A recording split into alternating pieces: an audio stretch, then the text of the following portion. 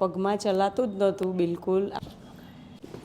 Steroid લીધા પછી મારી બોડીમાં સોજા ને એવું બધું આવી ગયું હતું.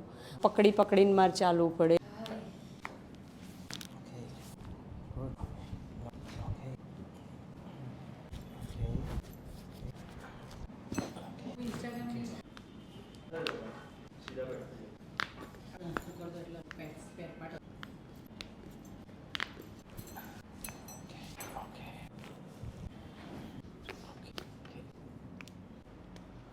બોસ્ટન યુએસથી. અને અહીં શેના માટે આવવું? અહીંયા મારે પગમાં ચલાતું જ નહોતું બિલકુલ. આમ પકડીને મારે ચાલવું પડે એવું હતું ત્યાં આગળ. તો અહીંયા હું જેવી આવી ને એવી બીજે દિવસે જ અહીંયા આવી તમારા ત્યાં. અને જ્યારે પહેલી ટ્રીટમેન્ટ લીધી ને ત્યારે તો મને આમ 50% જેવું ચાલવાનું સારું થઈ ગયું હતું.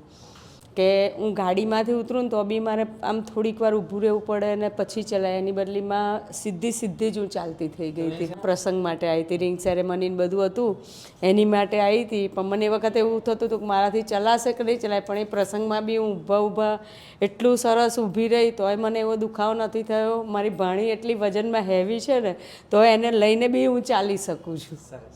કેટલા સેશન થયા છે? મારે લગભગ 6 જેવા 3, 2, 7 સેશનમાં તો મને, અને છેલ્લા સેશનમાં તો હું કમ્પ્લીટ થઈ ગઈ. તો અહીંયા આયા એના પહેલાં તમે કોઈ સારવાર કરી હતી એના માટે? મારે ત્યાં આગળ મને આવું ચલાતું નહોતું ને તો મને ત્યાં સ્ટીરોઇડ આપી હતી. એટલે ત્યારે મારાથી ચાલી શકાતું હતું. પણ સ્ટીરોઇડ લીધા પછી મારી બોડીમાં સોજા ને એવું બધું આવી ગયું હતું.